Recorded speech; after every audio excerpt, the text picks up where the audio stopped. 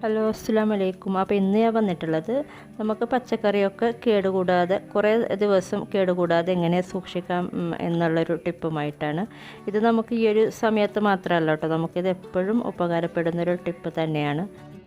നല്ല ഡ്രൈ ആയിട്ടുള്ള കണ്ടെയ്നറിലോട്ട് tissue paper വെച്ച് കൊടുക്കുക.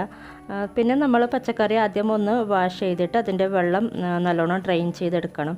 എന്നിട്ട് ഒരു ടിഷ്യൂ പേപ്പർ കൊണ്ട് നല്ലോണം തുടച്ചിട്ട് വെള്ളം ഒട്ടും ഉണ്ടാകാൻ പാടില്ല. നല്ലോണം വെള്ളം തുടച്ചെടുത്തിട്ട് വേണം നമ്മളിത് കണ്ടെയ്നറിലോട്ട് വെക്കാനായിട്ട്.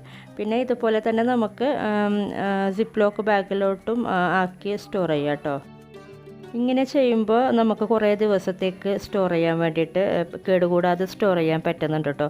അതുപോലെ തന്നെ നമ്മൾ ഏത് വെജിറ്റബിൾസ് ആണോ അല്ലെങ്കിൽ ഫ്രൂട്ട്സ് ആണോ എന്തായാലും നല്ലോണം വാഷ് ചെയ്തിട്ട് അതിൻ്റെ വെള്ളം നല്ലോണം ഡ്രെയിൻ ചെയ്ത ശേഷം ഒരു ടിഷ്യൂ പേപ്പർ കൊണ്ട് നല്ലോണം തുടച്ചിട്ട് വെള്ളം ഒട്ടുമില്ല എന്ന് ഉറപ്പ് വരുത്തിയ ശേഷം ഇതുപോലെ സിപ്പ് ലോക്ക് ബാഗിലോ അല്ലെങ്കിൽ കണ്ടെയ്നറിലോ ഇട്ട് സ്റ്റോർ ചെയ്താൽ മതി.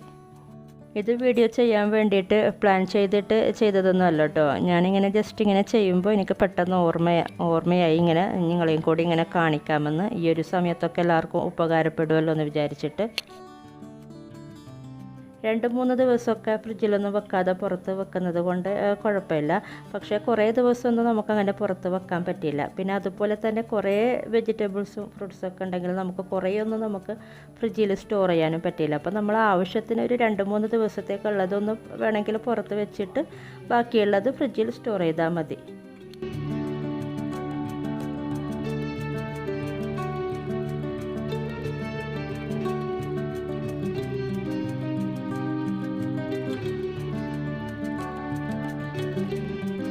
അതുപോലെ തന്നെ നമുക്ക് ഫിഷും നല്ല ഫ്രഷായിട്ട് 1 മാസം വരെ നമുക്ക് നല്ല ഫ്രഷായിട്ട് സ്റ്റോർ ചെയ്യാൻ വേണ്ടിയിട്ട് പറ്റും.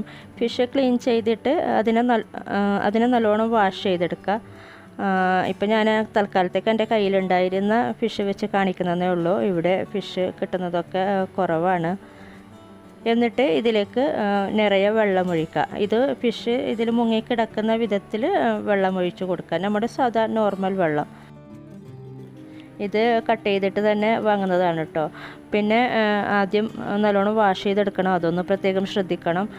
എന്നിട്ട് മൂടി വെച്ചിട്ട് ഫ്രീസറിൽ സൂക്ഷിച്ചാൽ മതി. അപ്പോൾ കുറേ നാളത്തേക്ക് സ്റ്റോർ ചെയ്യണമെന്നുണ്ടെങ്കിൽ ഇതുപോലെയൊക്കെ ചെയ്ത് നോക്കൂ കേട്ടോ. അപ്പോൾ നിങ്ങൾക്ക് മനസ്സിലാവും. പിന്നെ അതുപോലെ തന്നെ വെജിറ്റബിൾസ് ആണെങ്കിലും ഫ്രൂട്ട്സ് ആണെങ്കിലൊക്കെ ഇതുപോലെ ഞാൻ പറഞ്ഞ പോലെ ചെയ്ത് നോക്കാം. അപ്പോൾ ഇനി മറ്റൊരു വീഡിയോയിൽ കാണാം. Thank you.